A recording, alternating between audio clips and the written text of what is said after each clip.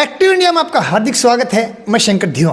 आज हम पहुंचे हिसार में और आपकी मुलाकात कराएंगे आईएनएलडी की कद्दावर नेत्री अनुसूरा जी से। अनु जी नमस्कार। नमस्कार नमस्कार शंकर जी, आपको भी और आपके सभी दर्शकों को भी मेरी राम राम जी। अनु जी बात करूँ, लगातार आपको पता है कि लोकसभा चुनाव नज़दीक आ रहे हैं। सारी पार्टियाँ बीजेपी, कांग्रेस, आईएनएलडी, जेजेपी और यहाँ तक कि आम आदमी पार्टी ने भी कमर कस ली है और सभी ने अपने लगभग अपने उम्मीदवारों की घोषणा कर दी है। मैं 3-4 आदमियों के नाम बताना चाहता हूँ आपको। बीजेपी में कुलदीप बिश्नोई, कैप्टन अभिमन्यु का नाम आ रहा है। आम आदमी पार्टी की बात करूँ तो अभी तो कोई चेहरा नहीं, क्योंकि छोटी पार्टी है। कांग्रेस में और अशोक गोयल मंगाली वाला और जयप्रकाश जेपी, और आईएनएलडी में आपके नाम से एक बहुचर्चित चेहरा हो, क्योंकि किसान आंदोलन से निकले हो। साथ में एक आपका एक फैक्टर और भी है कि आपने जो शादी की वो एक बात करूँ पंजाबी की, तो आपके पास जाट बैंक भी है, वोट बैंक भी है, साथ में आपके पास पंजाबियों का भी। तो आपकी दावेदारी कितनी है इस लोकसभा हिसार से?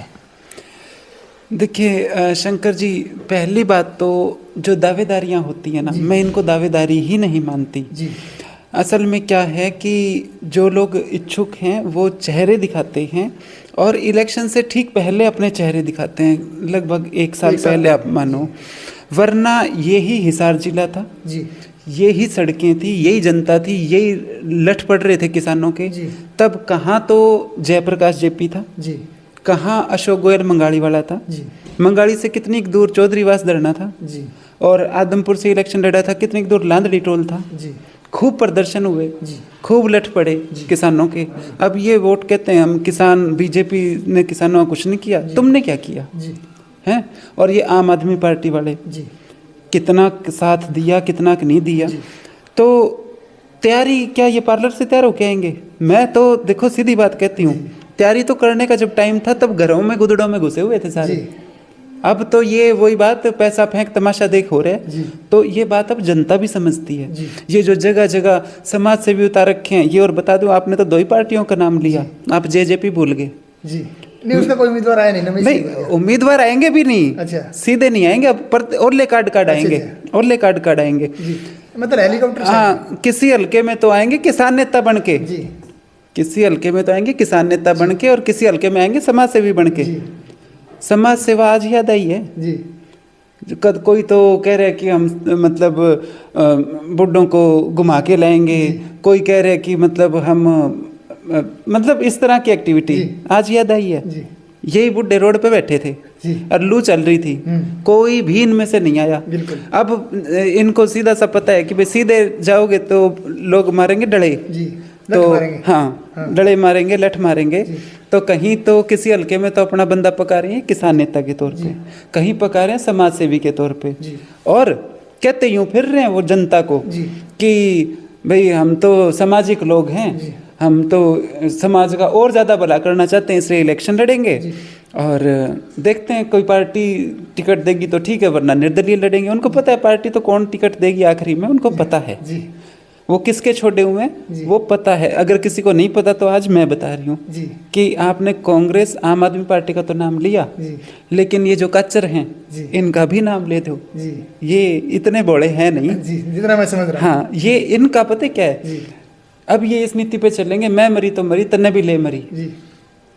और ये बहुत घटिया नीति होती है, लेकिन ये पूरी तान मारेंगे कि हम तो खत्म हैं, लेकिन हम अपने वालों का नुकसान। आपको क्यों डर लग रहा है उनसे, कि आपको ये लग रहा है कि वो आगे तो आपको भी नुकसान हो जाए? डर नहीं, मैं एक्सपोज कर रही हूँ एक्सपोज कर रही हूँ, मेरे को डर नहीं है। मैं तो आपको बहुत स्पष्टता से बता दूं, 3 पार्टियों का नाम लिया है अपन ने, 3 में से 2 पार्टी वाले तो मेरा वोट देंगे अगर मैं मैदान में आती हूँ तो। मैं बहुत कॉन्फिडेंट हूँ, मैंने लोगों के साथ काम किया है, व्यवहार है। ये जो जिन पार्टियों का आप नाम ले रहे हो, इनके जो पदाधिकारी लगा लो, वोटर लगा लो, उन्होंने मेरी मेहनत देखी हुई है।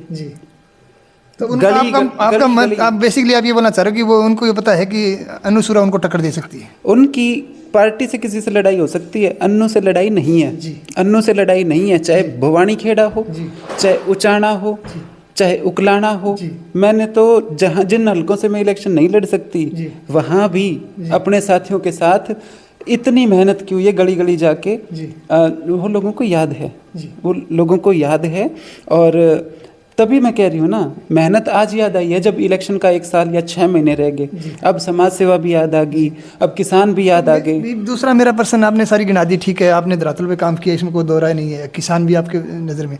फिर मैं आ जाता हूँ कास्टिज्म के हिसाब से, बीजेपी करती है नॉन जाट की राजनीति, आपको भी साफ तौर पर पता है। और अभी कांग्रेस के पास जाट वोटों का भी एक गठड़ी सोच रहे हैं कि उनके पास पड़ी है। लेकिन आपने इंटरकास्ट मैरिज करी तो आपके पास पंजाबियों का भी वोट बैंक है और साथ में जाटों का भी वोट बैंक है। तो कहीं ना कहीं ऐसा नहीं लगता कि यहाँ पे आपको फायदा हो सकता है? नहीं, मेरे पास तो बैकवर्ड का भी है, मेरे पास तो दलित का भी है। हाँ, लेकिन जिस तरह की राजनीति खासकर बीजेपी कह लीजिए, और बीजेपी तो बहुत बाद में आई है, बीजेपी तो नई पार्टी मानती हूँ मैं, जो भजनलाल परिवार ने करी। गई थी ना रेणुका बिश्नोई हांसी में, जीती भी थी उसी आधार पे कि भरजाई का नारा लगा था। तो मैं बता देना चाहती हूँ, वो तो नकली भरजाई थी, मैं तो साकी भरजाई हूँ। हाँ, बिल्कुल 3 शहर लगते हैं। मेरा कहने का मतलब कि आप ये क्या इसको वोट बैंक को भुना पाओगे क्या, या फिर आप अपना एक मैसेज छोड़ पाओगे कि मैं आपकी बहू हूँ तो मुझे इस पर आप समर्थन दो? देखो, मैं आपको सीधा बताती हूँ। मैंने आज तक लगभग मैं 2013 से राजनीति से जुड़ी थी, मैंने आज तक इस तरह की राजनीति नहीं करी थी। लेकिन और मैंने मीडिया का विरोध करना आसान काम नहीं होता राजनीति वाले के लिए। लेकिन फिर भी मैंने बहुत बार कहा कि मीडिया बार बार ये सवाल, ये टप्पा ही क्यों उठाता है? मतलब जाट नॉन जाट ये क्या होता है? कभी आपने ब्राह्मण नॉन ब्राह्मण या बनिया नॉन बनिया या कोई भी और कास्ट नहीं कहा, तो यही आपको क्यों मिलता है ना? अब मतलब ये देखो, किसी भी जाति के बंदे को ये दुखद लगेगा कि हमें ही क्यों अलग से कैटेगराइज किया जाता है। तो मैंने मीडिया को भी कई बार कहा कि आप ये टप्पा ही क्यों लेते हो? लेकिन नहीं, हम बताना चाहते हैं, सुनो मैं आता हूँ इसी बात पे, हम बताना चाहते हैं कि आप पंजाबियों की बहू हो। नहीं, बात तो सुनो मेरी। मैं बता सकता हूँ। हाँ, आप बता सकते हो, वो बात ठीक है आपकी। लेकिन मेरे कहने का मतलब ये है कि जब ये समझ में हमें भी धीरे धीरे समझ में आया कि ये चीज़ तो भैया ख़त्म, ना तो नेता होने देना चाहते, ना मीडिया भी नहीं होने देना चाहता, क्योंकि इसमें मज़ा आता है। तो हाँ, तो जो फैक्ट हैं वो तो हैं, बिल्कुल हैं। और लेकिन फिर भी मैं ये कहूँगी कि मैं तो अभी भी ये कहूँगी कि किसी एक जाति के भरोसे कोई इलेक्शन नहीं लड़ा जाता। 36 बिरादरी को साथ लेके चला जाता है। और हाँ, कभी मौका पड़ा तो आप तो बात कर रहे हो कि जाटों की और पंजाबियों की, मैं कहती हूँ मेरे पास तो ऐसे मोदी ने फेल कर दूंगी मैं तो। मेरे पास कहानियाँ बहुत हैं। तो कहानी सुना दो ना। कहानी सुनाऊंगी टाइम आने पे।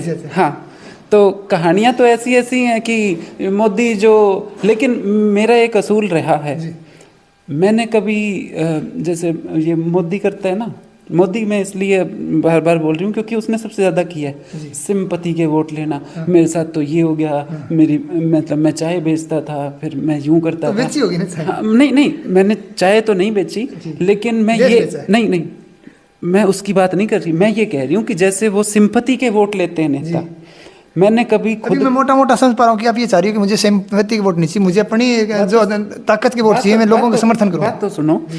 तो जो सिंपैथी के वोट लेते हैं, मेरे को वो बुरा लगता है कि जिंदगी में तकलीफ किसके नहीं है। आप रोओगे, नेता हो आप, नेता का काम रोना नहीं होता, हंसना और जनता को हंसाना लोग नेता का काम होता है। और भी कई नेता हैं संसद में रो रहे हैं कि मेरे साथ यूँ हो गया, तो तुम रोने के लिए बनाए थे? अरे तुम सांसद बन के या विधायक बन के भी रो रहे हो, तो तुम कैसे नेता हो? तो कहानियाँ बहुत होती हैं, लेकिन बात वो होती है कि आप किस क्वालिटी की राजनीति कर रहे हो। आप जनता के लिए राजनीति में हो, जनता की बात करो, खुद की निजी बातें लेके। हाँ, लेकिन यूं है कि मैं जो रंग ढंग देख रही हूँ, चाहे आप जैसे आपने लोकसभा इलेक्शन का जिक्र किया, जिस तरह के लोग घूम रहे हैं कि हम तैयारी कर रहे हैं, तो और वो जिस तरह के लोग हैं, तो वो तैयार रहें। टाइम आ गया तो कहानी हमारे पास भी बहुत बड़ी बड़ी है, और जब टाइम आएगा तो बताएंगे अपनी, हम भी अपनी कैपेसिटी बताएंगे। दूसरी बात मैं बात करूं, जब आप किसानों का आंदोलन हो, आपने बढ़ चढ़कर भाग दिया, इसमें कोई दो राय नहीं है। और उसके बाद में चाहे आदमपुर में हो, चाहे बालसुंद में हो, उसके बाद जब खिलाड़ियों को घसीटा गया था, तब भी आपने समर्थन किया कि खिलाड़ियों के साथ ऐसा व्यवहार नहीं होना चाहिए था। उसके बाद जब अभी मेडल वापसी हुआ करीब 5 से 10 दिन पहले, उसके बाद आप साइलेंट होगी, चुप होगी, कहीं कि तब दर्द नहीं हुआ क्या, तब या पहले ज़्यादा दर्द हो गया था इसलिए अभी दर्द नहीं हो पा रहा, ये कारण क्या है? देखो, जब हमारी खिलाड़ियों को रोड पे घसीटा जा रहा था, वो दुखद दृश्य था पूरे देश के लिए, इसमें कोई दो राय नहीं है। और वो देखो, एक बहुत ही बेसिक है कि कोई भी महिला अगर चाहे वो खिलाड़ी है चाहे वो खिलाड़ी नहीं है, उसको वो न्याय की डिमांड कर रही है, तो प्रशासन को और सरकार को उसके साथ ऐसा बिहेवियर नहीं करना चाहिए। लेकिन दूसरी तरफ मैं ये कहूँगी कि मेरे को दुख इस बात का भी हुआ, रेसलिंग मैंने भी करी हुई है। अच्छा। हाँ बिल्कुल, दंगल भी किया हुआ है, मैं मैट पे भी खेली हुई हूँ। लेकिन देखो, हिम्मत नहीं होती किसी की ये बात बोलने की, लेकिन मैं बोलती हूँ। मैं इसलिए बोलती हूँ कि कभी ना कभी तो देखो आपको सीधी बात करनी पड़ेगी, और मैंने तो हमेशा करी है। मेरे को नहीं डर लगता कि कोई नाराज हो जाएगा, कोई रूस जाएगा। जिस टाइम हुआ था ना अत्याचार, उसी टाइम मुंह पे खूंसड़ा मारती, उसी टाइम कोई मार गया करके देखो ना अत्याचार, पैर में चप्पल है और वो भी 11 नंबर की, काफी लंबा पैर है। हाँ जी बिल्कुल। अरे आप के साथ अत्याचार हुआ जी, आपने खूंसड़ा क्यों नहीं मारा? उसी टाइम खूंसड़ा मारते तब होती कार्रवाई तो। और बाद में भी ये भी मैं मानती हूँ, ये भी मैं मानती हूँ कि कई बार छोटी उम्र में हिम्मत नहीं पड़ती, ये भी मान लिया। तो आपको बाद में लगा कि अब तो बहुत हो गया अन्याय और हमें करना है विरोध, तो आप करो लीगल तरीके से। आखिरकार आपने जो कार्रवाई करी लीगल तरीके से ही करी ना, तो वो लीगल तरीके से कार्रवाई आप आराम से कर देते। पूरे समाज का जुलूस निकालना जरूरी नहीं था। आपने सीधा सीधा बीजेपी को फायदा देना शुरू कर दिया। कोई बोला कांग्रेस के एजेंट थे, आप बोले बीजेपी के एजेंट। नहीं, देखो आप राजनीति को समझो। तो राजनीति नहीं, हाँ मैं हूं ना, मैं बताती हूँ। महिलाओं के साथ अन्याय हुआ, कोई दो राय नहीं। अन्याय रोज हजारों केस दर्ज होते हैं। बिल्कुल। आपके साथ तो छेड़छाड़ हुई होगी, रेप भी होते हैं। उनके साथ कौन जाके खड़ा होता है? हैं? या आप ठीक है, आप एक देश के लिए मेडल लेके आए, वो शान की बात है और वो हमेशा रहेगी।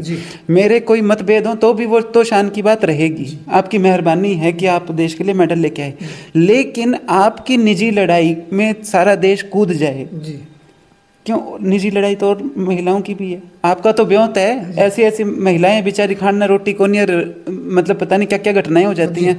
अगर आपके साथ कुछ गलत हुआ था, लीगल लड़ाई लड़ो जैसे सारी महिलाएं लड़ती हैं। इसका मतलब ये नहीं आप सारे समाज का जुलूस निकाल दो, समझ रहे हो? या टाइम से हाथ में जूत रखते, ये चीज मेरी निजी सोच है ना। आपने क्या किया, माहौल नेगेटिव, जो ये घटनाक्रम हुआ, पूरा जो सोशल मीडिया था भरा हुआ था कि ये तो फलाने लोगों का आंदोलन है, और जात पात में बांट दिया, जात पात में बांट दिया। लोग आपस में लेना नहीं देना, कोई लड़ाई नहीं, कोई दंगा नहीं, एक दूसरे को गाली दे रहे हैं। एक फिर आ जाते हैं ये जो, हालांकि मैं बोलती नहीं, आमतौर पे मैं ऐसे नहीं बोलती, लेकिन फेसबुक ये वो कोई लट बधा रहा है, कोई कुछ कर रहा है, वो क्या करेंगे फिर फेसबुक पे वो अपनी अपनी गैंग बना लेंगे, उसके बाद वो लाइव आएंगे। पैसा कमाने का भी तरीका हो सकता है, पॉपुलैरिटी, दोनों चीजें एक साथ चलती हैं। लत होती है लाइक्स की, लत होती है, लेकिन आपको ये तो सोचना चाहिए ना, आप अपनी लत पूरी करने के चक्कर में समाज में क्या दे रहे हो? समाज को क्या दे रहे हो? चुप खींच जाओ। चुप खींचना सबसे बड़ा संघर्ष है, सबसे बड़ा संघर्ष है। वहाँ करना आसान है, उस टाइम कोई घटना होती है, हमारा भी जी करता है हम बोल दें, लेकिन सोचना पड़ता है 2 दिन कि आज तो जोश है। क्योंकि दूसरा समाज में ऐसा नहीं है कि कुछ समाज में जिसके दूसरे जो कमेंट कर रहे हैं वो हो सकता है कि नकली आईडी भी चला रहे हो, वो समाज में ऐसा संतोष मतलब फैलाते हैं, जिसके कारण एक जो सभ्य समाज है उसको नुकसान होता है। अभी मैं ये जानना चाह रहा हूँ कि जैसे आपने बात की किसानों की, आपने बात करी, आपने फिर पहलवानों की बात की, अभी मैं आता हूँ आशा वर्कर्स और आंगनबाड़ी की। आपसे ही करीब यहाँ से 1.5 किलोमीटर दूर लघु सचिवालय के आगे धरना चलता रहता है। कमल गुप्ता के यहाँ पर मंत्री हैं, कैबिनेट मंत्री, उसके घर के आगे भी चलता है धरना। वहाँ भी आप जाके खड़ी होती हो, उनके साथ खड़ी रहती हो, 4000 से घर नहीं चलता, इसमें कोई दो राय नहीं है। ठीक है, एक मनरेगा का जो दिहाड़ी है वो 380 रुपये, इसका मतलब कि करीब 1200-1300 रुपये, और एक आशा वर्कर उसकी दिहाड़ी दिन की 100 रुपये, तो कैसे चलेगा? तो कहीं ना कहीं ऐसा नहीं लगता कि सरकार का रवैया इस महिलाओं के प्रति नकारात्मक है? बिल्कुल है। सरकार का नहीं, सरकार भी समाज से ही बनती है, पूरे समाज का ही है। आप कुछ भी कहो, लेकिन असल में महिलाओं की स्थिति बहुत अच्छी है नहीं। महिलाओं को आमतौर पे माना जाता है कि ये तो 4 लाडू दे दो, चुंदड़ी दे दो और ये गीत गा लेंगी। मतलब पॉलिटिकल पार्टी को भी समझना पड़ेगा कि जमाना बदल चुका है। वो थी 1970 की 80 की राजनीति। 2000 तक मान लो जब आपकी सरकार थी लास्ट, 1970-80 मान लो। इतनी अब महिलाएं पढ़ चुकी हैं, लड़कियां सोशल मीडिया भी चला रही हैं, वो देख भी रही हैं, उनको नौकरियां भी चाहिए, उनको अपने राइट्स भी चाहिए। तो वो नहीं चलेगा उस तरीके से। अब महिलाओं का वोट नहीं मिलेगा जैसे 1980-90 तक मिल जाता था। महिलाओं का वोट अगर चाहिए तो महिलाओं के मुद्दे उठाने पड़ेंगे और महिलाओं को प्रतिनिधित्व भी देना पड़ेगा, ये मैं कहना चाहूँगी। तो वो ज़माना अब नहीं रहा। अभी मैं फिर आपको आपकी लोकदल पे लेके आना चाहता हूँ। करीब 20 साल बच्चा भी जो जन्म लिया उसको भी वोट डालने का अधिकार मिल गया, उसने आपका कामकाज नहीं देखा, आपको ही पता है। तो एक ऐसा नहीं लग रहा है कि जो अभी बीजेपी कांग्रेस के अलावा जब INLD को यदि आप धरातल पर खड़ा करना चाहते हो तो युवाओं के अंदर एक मैसेज देना पड़ेगा कि हमने जो पेंशन की जो आज कोई 3000 बोलता है, कोई 5000 बोलता है, कोई 6000 बोलता है, वो आपकी देन है बेसिकली, आपके देवीलाल जी की देन है। ट्रैक्टर पे आपको पता GST कभी भी नहीं था, आज टैक्स लगा दिया, आज वो टैक्स भी लग गया।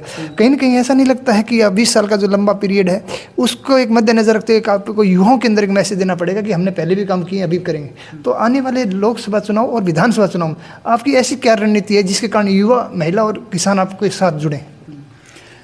देखो, इनेलो का जो वोटर है वो तो है ताऊ देवीलाल की सेना जी, उसको तो इशारे का इंतजार होता है और मौके का इंतजार होता है। अभी वो बहुत पुराना हो गया, समझो मेरी बात को, इसीलिए मैं धरातल पे बात बोल रहा हूँ, क्योंकि मुझे ये लग रहा है कि आप लोग उसी चीज को लेके आगे बढ़ रहे हो और इसीलिए आपका आगे नहीं बढ़ पा रहा है। मेरी सुनो बात, फिर मैं वही कहूँगी जो तैयारी कर रहे हैं, क्या तैयारी कर रहे हैं, बात मैं मेरी भी बताऊंगी। सुनो, क्या तैयारी कर रहे हैं, सबको पता है। गाड़ी दे दो, बोतल दे दो और समोसे दे दो, कोई रैली कर लो, जो आज की हकीकत है।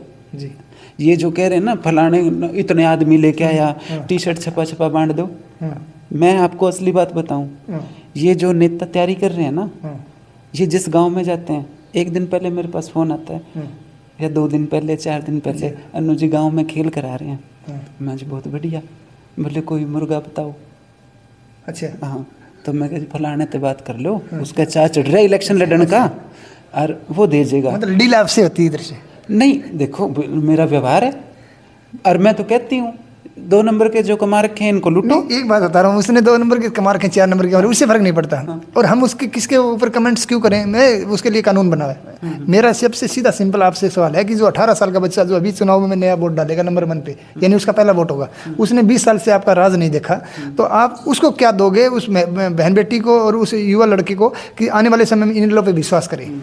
उसने राज तो नहीं देखा, लेकिन उसने अभय सिंह को विधानसभा में दहाड़ते हुए देखा है जी। हाँ, एक MLA है हमारी पार्टी का, लेकिन 89 पे भारी पड़ता है जी। 89 पे भारी पड़ता है जब बोलता है विधानसभा में। तो जो युवा विधानसभा में देखते हैं ना अभय जी को, फ़ोन आते हैं ना हमारे पास, अभय जी हिसार कब आएंगे, हमें ज्वाइनिंग करनी है। आप आदमपुर हल्के से हो? हाँ जी। मैं अभी पिछले दिनों, गांव का नाम तो नहीं लेना चाहिए, हमसे पहले और कोई जाके पुचकार लेगा, लेकिन आए थे, नहीं हालांकि मैं ले भी दूंगी नाम, लेकिन ये कौन सा उकलाना हल्का का गांव से आ रहा था कल परसों, कभी भवानी खेड़ा से 454 गाँव आते रहेंगे। हाँ हाँ हाँ हाँ।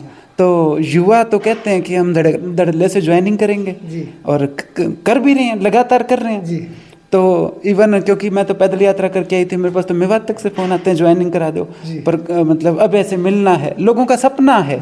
युवाओं को ये है कि एक बार अभय जी हमारे घर आ जाएं और हमारी चाय पी जाएं, इतना क्रेज़ है।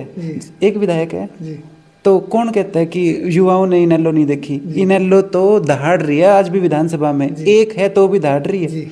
और दूसरा मैं ये कह दूं कि आपको ये लग रहा है कि इनेलो का वोटर 1 सीट तक सिमट गया? मैंने क्या बोला? नहीं, जनरली जो विपक्ष है वो कहता है कि इनेलो का तो 1 रह गया। भैया, इनेलो का विधायक 1 रह गया, वो स्थिति देखो आप, वो स्थिति देखो। ये जो सरकार में सीर कर रहे हैं ना, ये इनेलो का ही वोट था। वो एक मंत्री बन रहे हैं बिजली वाले, वो इनेलो के वोट बिना नहीं बन जाते, ठीक है। ये जो वोट है इस बार लोकदल ये को, अपनी बड़ी एक अच्छी बात बोल दी। मैं बीच में जब बिजली मंत्री का आपने नाम लिया तो मैं क्यों ना बोलूं कि उन्होंने हर 5 तारीख को उन्होंने ये बोला कि हरियाणा के हिसार क्षेत्र में आएंगे, समस्या सुनेंगे। तो आपको क्या दिक्कत है यदि हरियाणा के क्षेत्र आपके हिसार क्षेत्र में वो समस्या सुन रहे हैं तो? सुने, हम तो कहते हैं समस्या सुने, बिल्कुल हम भी सुना देंगे जी। मैं किसी को ये नहीं कहती, जैसे मान लो आप मेरे को मिल गए गाँव में, आप यूं कहते हो कि जी हाँ तो लोक दल के, लेकिन यो जे किम काम कर दे तो मत कौन करा ले भाई जी। काम करा लो खींच के, वो राज दे रखे है, काम तो कराएगी जनता। तो समस्या सुने भाई, घर घर जाके सुने, हम तो राजी हैं, हमें कोई नाराजगी नहीं है। लेकिन ऐसा नहीं लगता कि 9 साल से सरकार है फिर भी समस्या है? 9 साल से इनकी सरकार है तभी तो समस्याएं हैं, तभी तो समस्याएं हैं। अभी आखिरी में सुनेंगे गाँव में, जैसे अभी आते रहते हैं फोन, भाई आज यहाँ सिलेंडर बांट रहे थे, बोले थारी पेंशन भी बना देंगे, न्यू भी कर देंगे। मैं कहा सारे काम करेंगे, ये आखिरी साल है, करा लो खींच के काम करा लो। कि भागते चोर की कहते हैं लंगोटी सही, तो काम करा लो। सरकार काम कराने के लिए ही होती है, लेकिन दोबारा ये गलती मत करना, और जनता नहीं करेगी। और दूसरी तरफ मैं ये भी कह देती हूँ, ये जो आपने कहा कि विपक्ष के हांड रहे हैं, आपने किसका नाम लिया था, एक तो अशोक मंगाड़ी वाला जी, वो शुद्ध आदमी है, और एक आपने बताया जेपी। तो सोच लेना, जो आदमी बिना काम घना हाँस हाँस के बात करे ना, वो माड़ा हुआ है। जी। अभी बहुत हमने बातचीत की, पूरी महिलाओं में बातचीत की। अभी मेरे पास में भी आपको मैं थोड़ा सा कहना चाहूँगी कि एक व्यक्ति जो किसने पहुंचाया वो तो सबको पता है, लेकिन मंत्री तक के पद पे पहुंचने के बाद उसकी बात आज तक वैसी है जैसे दरानी जेठानी नहीं लड़ा करें। मीडिया से बोलने का सलीका देखना कभी आप। मैं तो मतलब एक आपने बात करी थी आम आदमी पार्टी की, एक तो 80 का है आम आदमी पार्टी का, अरे एक आदमपुर वाला, मनोज राठी की बात तो नहीं करिए, जो भी है, अरे एक आदमपुर वाला कांग्रेस का है।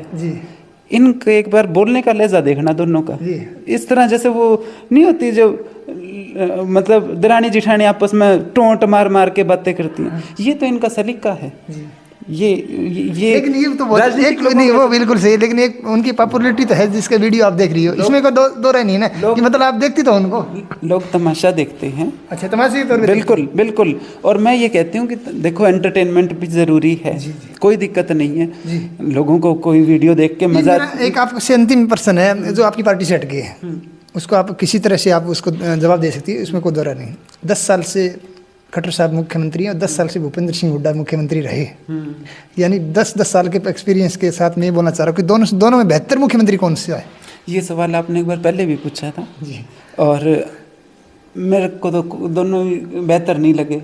हुड्डा का राज भी देखा मैंने तो। अब जैसे हम आंदोलन में थे तब मीडिया में बोलते थे तो लोग फिर नीचे फेसबुक पे हम कमेंट भी देखते थे तो कहते थे तो कांग्रेसी हैं। भैया मैंने तो कांग्रेस का इतना विरोध करेड़ा खूब, यहाँ नागौरी गेट पे हम तो धरने लगाया करते हुड्डा के राज में, बिल्कुल थे। हम कभी कांग्रेसी रहे नहीं ना भाई, हम तो लोकदली हैं। और भाजपा तब होती नहीं थी, दो ही चीज थी, या तो लोकदल या कांग्रेस। ये तो भाजपा को के तो पैर जमाने वाला हुड्डा है। जय चौटाला साहब को सजाना होती तो भाजपा के क्या दर्शन होने थे हरियाणा में? कोई थी नहीं हरियाणा में। पंजाब में कहाँ है भाजपा? है ही नहीं। तो हरियाणा में तो पैर जमाने वाला हुड्डा है। और ये जो आप सोचते हैं ना भाजपा और हुड्डा अलग अलग, एक ही चीज है, दोनों सेंट्रल पार्टी हैं। देख लिया राजस्थान में देख लिया, वोट किसका मुंह दिखा के लिया और मुख्यमंत्री बनाया कोई। यही चीज हुई यहाँ पे इसमें एमपी में, मध्य प्रदेश में हुई। यही पहले हाँ, ये हरियाणा में भी हुई थी। इलेक्शन लड़ा इसका भजनलाल का मुंह दिखा के और बनाया हुड्डा। तो आगे हुड्डा बख्श देंगे के? कौन बख्श हैं? सेंट्रल पार्टियां हैं। तो मैं ये कह रही हूँ कि टाइम सर समझो इन चीजों को। एमपी जब लोकदल का था ना, चाहे हिसार में था चाहे और भी बनते थे हमारे, भतीजा ही तो था आपका। बात तो सुनो, आपका भतीजा ही तो था। हाँ बिल्कुल। तो उसकी बुआई बोल रहे। हाँ, तो जब हमारा एमपी था लोगों के काम हुए थे। देखो वो जो हुई बात थी वो तो कहनी पड़ेगी। लोग गांव में ढाणियों में बिजली पहुंचाना है चाहे कुछ भी है, वो काम इसलिए हो गए थे क्योंकि क्षेत्रीय पार्टी का एमपी था और लोक दल का ढिठोरा था। तो ना तो कांग्रेस का एमपी था ना बीजेपी का एमपी था, और सरकार ऊपर बनो, ऊपर किसकी सरकार बनेगी वो तो एमपीओं का काम है। आपको ये देखना है कि आपका एमपी आपके काम आ सकता है कि नहीं आ सकता। तो जब लोकदल का एमपी था सबसे ज़्यादा काम करवाए, चाहे वो हिसार हो, चाहे वो सिरसा हो, चाहे वो कुरुक्षेत्र हो, मतलब जहाँ भी हमारे एमपी बनते थे। क्यों? क्योंकि अब ये बृजेंद्र सिंह है, कहने को तो सरकार का एमपी है, इसने बेरा है कि चुपचाप बैठा रहे वरना मोदी कान मरोड़ देगा। लेकिन काम तो तब करेगा सांसद जब वो होगा क्षेत्रीय दल का, दाब देगा सेंटर में जाके कि काम करो, नहीं तो समर्थन को नहीं। तो अंत में आप हिसार की जनता से क्या अपील करना चाहती हैं? किस बारे में? यदि लोकसभा चुनाव लड़ती हो और यदि जनता के बीच में आप उनका प्रतिनिधित्व करती हो तब? देखो, असल में मेरा अभी तक कोई इलेक्शन लड़ने का प्लान नहीं है, क्योंकि देखो मेरा सीधा ये नेगेटिव नहीं चला जाएगी तो मैडम तो चुनाव लड़ नहीं रहे हो, फिर आप खड़े टाइम पे खड़ी होगी मैंने वोट दो। नेगेटिव चला जाए मेरे को ये भय नहीं है, लेकिन झूठ चला जाए मेरे को वो गलत लगता है। मैंने आज तक जिंदगी में जो कहा है वो किया है, और मेरी जुबान पे कोई बैक गेयर नहीं है संपत सिंह की तरह, मैं लड़ूंगा फिर कह दे मैं को नहीं लड़ूं, फिर कह मैं लड़ूंगा फिर मैं कौन लड़ूं, ना। मैंने जिस दिन क्या बात तो करंट में खेलना चाहता। हाँ, मैंने अगर ये कह दिया ना जिस दिन की मैं इलेक्शन लड़ूंगी तो मैं लड़ूंगी, इसलिए मैंने आज तक कहा नहीं है। क्योंकि मतलब मैं मतलब श्योर जिस बात के लिए नहीं वो क्या बोलना, तो इसलिए मैं कह रही हूँ कि मेरा अभी इलेक्शन लड़ने की कोई कंफर्मेशन नहीं है। पार्टी हाँ, वो हाईकमान तय करेगी, और मैं तो तब तय करूं जब मेरे हाथ में हो। निर्दलीय लड़ना हो तो मैं कह दूं कि हाँ मैं तो लड़ूंगी, मतलब पार्टी की सच्ची सिपाही है, पार्टी बोलेगी ऐसा करोगी। बिल्कुल, तो पार्टी तय करेगी कौन लड़ेगा। और मैं आप जाके जनता में पूछ लो, मैं 10 साल से जा रही हूँ, 10 साल से जा रही हूँ, लेकिन आज तक मैंने कहीं ये नहीं किया कि मैं तो लड़ूंगी ही लड़ूंगी। मैं हमेशा ये कहती हूँ कि देखो काम कर रहे हैं, आगे देखो क्या रहेगी। क्यों झूठ बोल लूँ मैं कोई बताया ना कि मैं कोई ये जो और नेता हैं जो आप तैयारी कर रहे हैं, ऐसी झूठी तैयारी मैं नहीं कर रही, मैं तो काम कर रही हूँ। और मैं तो ऐसी हूँ, टिकट नहीं लड़ती अगर इलेक्शन, तो भी मैं तो अगले दिन ही जनता में मिलूंगी। मेरा प्रॉमिस तो ये है कि जब तक राजनीति में हूँ, जब तक मेरे शरीर में जान है और संसाधन मेरे पास है, गोजी में संसाधन है, तब तक मैं लोगों के बीच में जाऊंगी, क्योंकि वो मेरे को अच्छा लगता है, इसलिए मैं राजनीति में आई थी। जिस दिन शरीर में जान नहीं रहेगी और हाथ में संसाधन नहीं रहेंगे, उस दिन भैया वो ले लेंगे, अपना संन्यास ले लेंगे। इस दौरान अगर पार्टी ने कोई जिम्मेदारी लगाई तो ठीक है, नहीं लगाई तो कोई नाराजगी नहीं अपनी। बहुत बहुत धन्यवाद। धन्यवाद सर। तो आज हमारे साथ थी INLD की कद्दावर नेत्री अन्नू सूरा जी। उन्होंने साफ तौर पे कहा कि पार्टी हाईकमान तय करेगी चुनाव लड़ना ही नहीं लड़ना, लेकिन जब जनता के बीच में जाते तो उन्होंने जो संघर्ष किया किसानों के लिए, युवाओं के लिए और महिलाओं के लिए, वो साफ तौर पर नजर आता है। इसीलिए जब चैनल हैं लोकल चैनल हैं जो हिसार के, उनके अंदर बताया जा रहा है कि लोकसभा चुनाव लड़ेंगे, लेकिन मैडम ने साफ तौर पर यह कहा कि यदि हाईकमान तय करेगा, यदि टिकट देगी तो मैं चुनाव लड़ूंगी, निर्दलीय लड़ने का कोई इरादा नहीं। तो आज बस इतना ही, कल फिर मिलेंगे नई मुहिम के साथ। तब तक के लिए जय हिंद, जय भारत। आप हमारे चैनल को लाइक शेयर एंड सब्सक्राइब जरूर करें। वंदे मातरम। नमस्कार।